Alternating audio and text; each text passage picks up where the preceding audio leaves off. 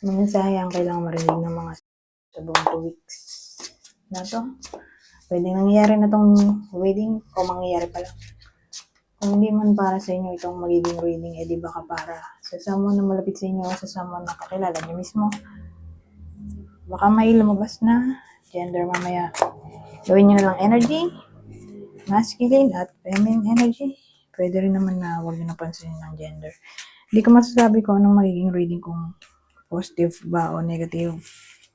Depende sa kung anong mapipick up kong energy. Walang masama kung papanorin ng sun, moon at rising sign kasi baka naman sa mga yan ay mag-resonate na sa sitwasyon nyo.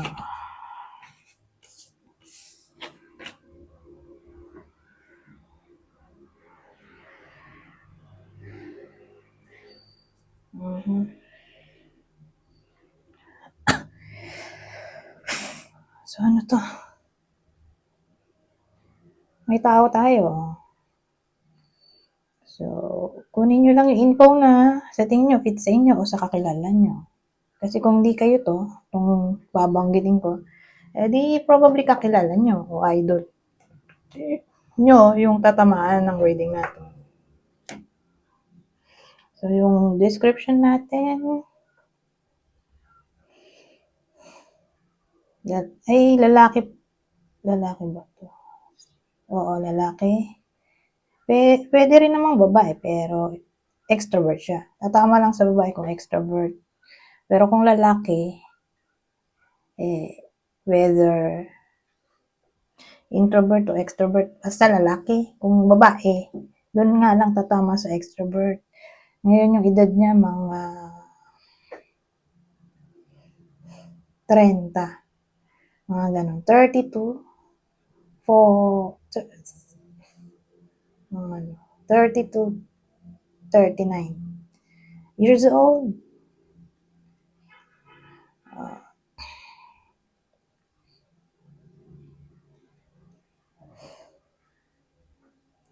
Moreno o morena.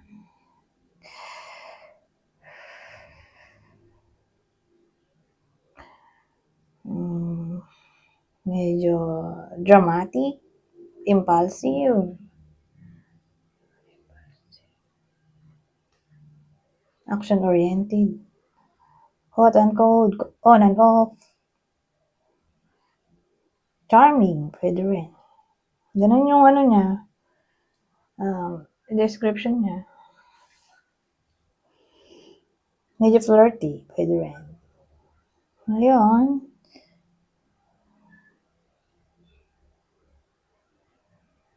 ano meron sa kanya? Kasi magsasaya siya dito. Ang reason ay dahil may dinidesire kasi siya dito. Probably about clarity. Kundi man clarity, ay honesty. Kundi honesty o honesty, ay karma.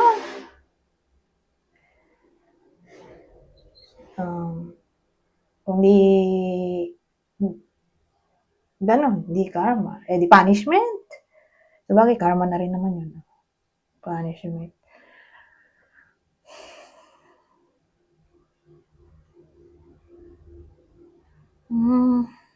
Ano pa ba ito? O siguro tungkol to sa truth. Or anything na may kinalaman sa harmony, balance,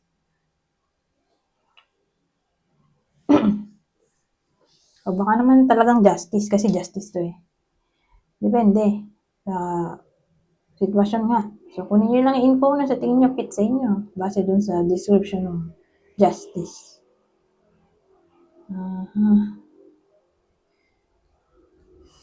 O baka tungkol to sa equity, equality, equity, equilibrium. So, yun. Tingin ko mamamanifest nyo dito o yung wish na yun magkakatotoo lalo't nandito to. Yung Ace of Wands na may malaki yung potensyal.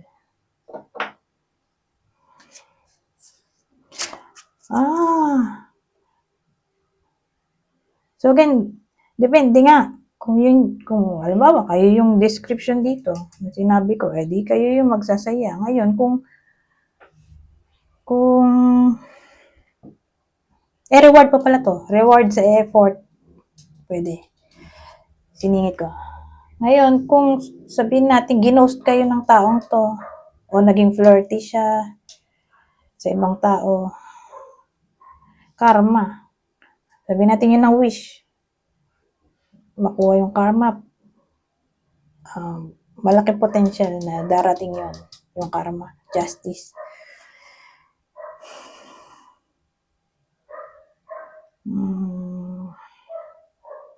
Ngayon, kung ginost lang at gusto ng reconnection, ginost kasi hindi naman sila eh. So, karapatan niya yun kung di niya, di ba, trip. Hindi niya trip makipag-usap. Kung nawalan siya ng interest sa iba sa inyo, kung ito yung person niyo nawalan ng interest sa inyo, for some reason at ito ay love interest lang,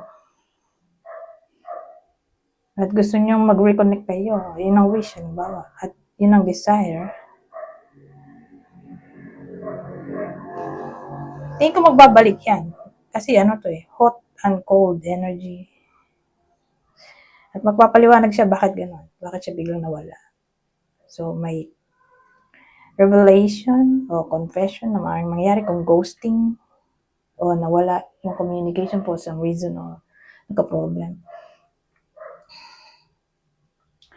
Anyways, so sino yung tatamaan ng reading na to? So again, pwedeng kayo mismo to, ito person nyo. Kung wala dyan, baka tumama to sa kakilala nyo.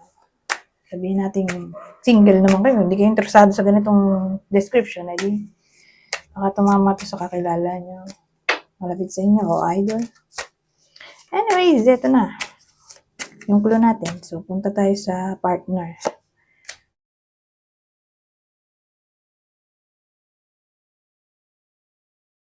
Doon muna tayo sa partner bago yung kakilala. So, kung partner, Capricorn, Leo, Capricorn ulit. Pero kasama dito ang Aquarius. So, sabihin natin, hindi tumama sa inyo. Hindi baka tumama sa kakilala nyo o idol. So, ito yung zodiac sign nila. Possible zodiac sign. Gemini, Virgo, Sagittarius. Ito pa isa pang clue. So, same instruction. Kung dito tumama sa inyo, baka tumama sa person nyo, kakilala o idol. Dalawa na to. So, may edad na, So, kunin nyo lang info na sa tingin nyo, fit sa inyo. So, may someone na matanda na. So, probably, mga gantong itsura, 60 na to, mga senior. 60 pataas, kulot na kulot ang buhok, afro na to. White. Ito na nga, white hair din to. White gray hair. Baka senior nga to. O kung di senior, baka trip lang bagets na ganyan kulay ng buhok. Uso yan sa mga ibang kabataan ngayon. Gusto nila ganyan buhok. Parang tumanda na. White. Yan nga, white gray hair o ash gray. So, kanya-kanyang trip yan. May iba naman na straight naman ang buhok pero gusto nila afro. Pa-afro ng buhok. So, kanya-kanyang trip yan. So, sa case na ito, bilugan ng mukha. Okay, round face. Ngayon, dito tayo sa susunod. Ano ko masasabi nito? Ibang senaryo ito. Minsan nagdurugtong yung kwento, madalas hindi. Sasabihin ko naman kung nagdugtong. Balik-baliktad nangyari dito. Ito, tuwid. Tayo. Ayan, tayo ulit.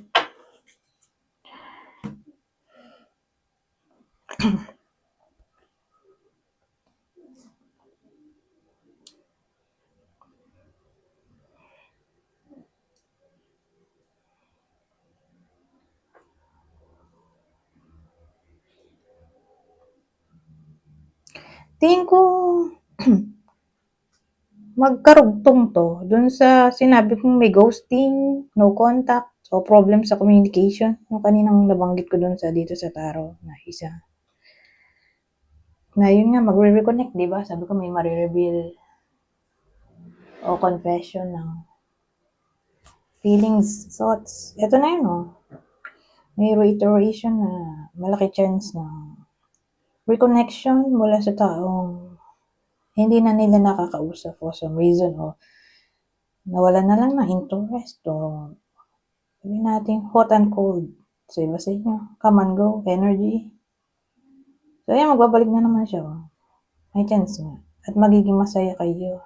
Kasi ano to eh, parang wish fulfillment na rin. Itong 10 of Cups, a wish come true. O sabihin natin, overall happiness. Ayun, feeling blessed. Kasi yun nga ang gusto mangyari ng iba sa inyo. Mag-reconnect sila nung someone na hindi na nila nakakausap o mag-explain ba siya? Bakit siya nawala? O bakit siya matagal mag-reply? Anong problema? Diba? Doon sa may justice, mag-explain siya. Kung yun ang gusto.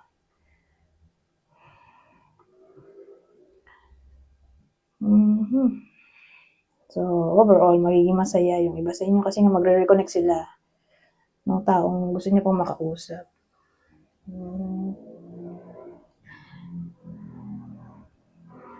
Ngayon, dito tayo sa susunod. Ano pong masasabi nito? Magkarugtong lang sila dun sa una. So, isang ano lang, clue. Hindi ko na dadagdagan. Yung clue na zodiac sign, yung appearance. So, dito na tayo. Ano pong masasabi nito? Ibang senaryo ulit. Sasabihin ko kung magdurugtong. Pero madalas hindi eh. Hindi nagdurugtong yung kwento. Soldier. Important revelation. Teka, ayusin ko lang ito. Dahil masikip.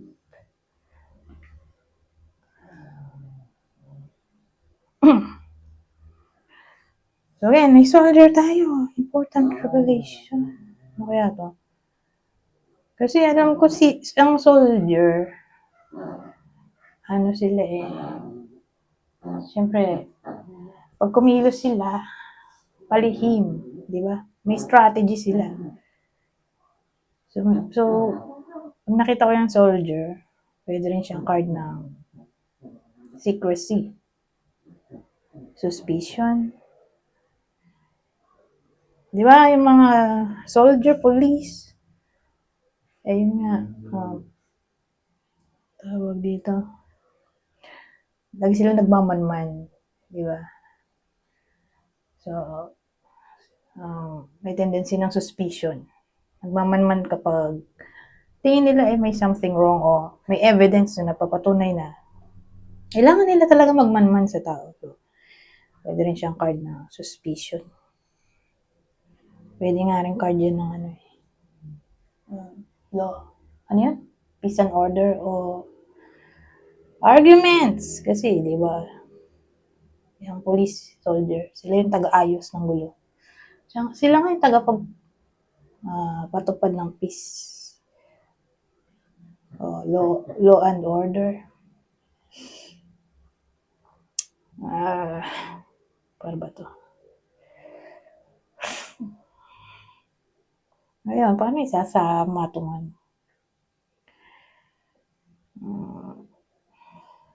Itong important revelation.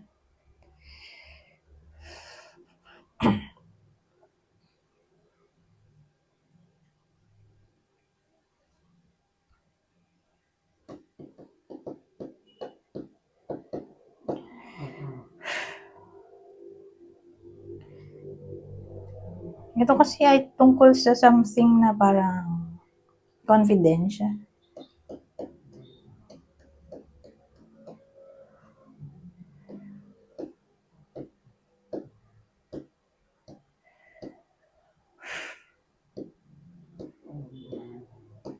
So sabihin natin yung secrecy na sinasabi ko. ay tungkol sa something na confidential. So, asahan natin ang anything na may kinalaman sa privacy o secrecy o revelation ng secrecy. Ibang case, siya yung card ng pagiging matapang, di ba? Kung soldier ka, police, kailangan mo maging matapang. Hindi ka pwede doon kung malamya ka o mahina ang loob. Kaya siya yung card din ng strength o willpower.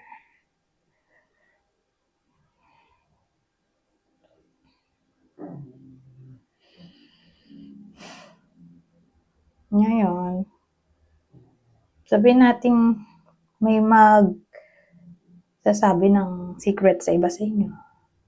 May kakayahan kayong i-keep ito. Okay? May iba kasi na hindi nila kayang i-keep. Masyadong daldalera. Chismoso. So, probably, either kayo yung magsasabi ng secret sa ibang tao at asahan natin na i-keep nila yon. Hindi nila ikukwento sa iba. O kayo yung makaka-receive ng something confidential nga dito. Important revelation, parang may importanteng sinabi. Yung tao, yung pinag-uusapan. So, pwedeng kayo, kasi nga kanina, pwedeng di ba sabi ko, vice versa. So, kung di kayo yung magsasabi ng sikreto, di kayo yung makakatanggap ng secret at asahan na ikikip nyo yun.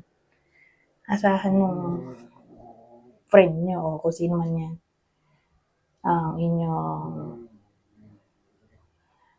loyalty in a way na i-keep niyo yung secret niya. Secret ng magsasabi.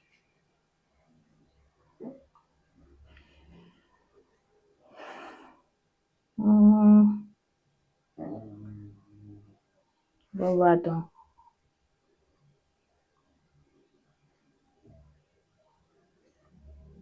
Ano may isip eh? Sabon na tayo sa susunod. Nako, dito pa itong mga toxic people. Ay, bakit tong combination? Kasi siya pag pinagsama mo na siya, fake praises o fake na papuri. Baka makatanggap ang iba sa inyo ng fake na papuri. Sabihin, ang ganda mo naman, joke lang yun. Ganun. Masabi lang. May masabi lang, ganun. So, asahan natin na may pupuri sa iba sa inyo, pero joke lang yun. Huwag kayong masyadong papaniwala. Kasi chattering so boses yan. Tapos ito, papuri. Parang exagge yung papuri. So, again, fake yan.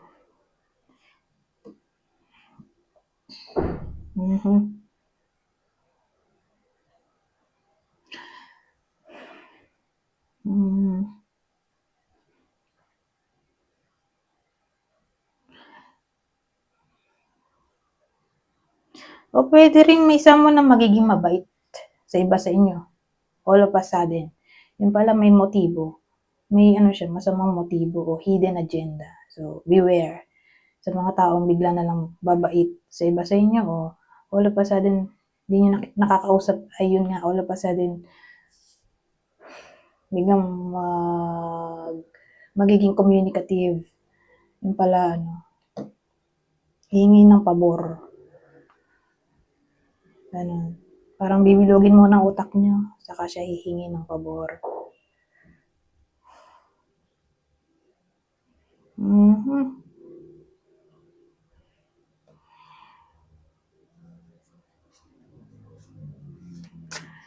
Sana ba?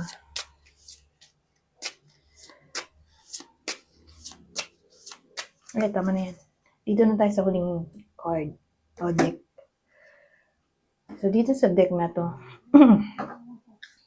babasahin ko na lang. Mabilis lang naman ito maintindihan dahil simple English lang to. Kunin nyo lang yung info na sa tingin nyo ay fit sa inyo. General advice na to para sa buong 2 weeks. So, sabi dito, share. When you share, everyone feels happy. Definitely yes. The answer to your question is a strong yes. At ang huli, brothers and sisters, to get along with others, see the love and the best within them. Anyways, hanggang dito na lang. Goodbye. For now.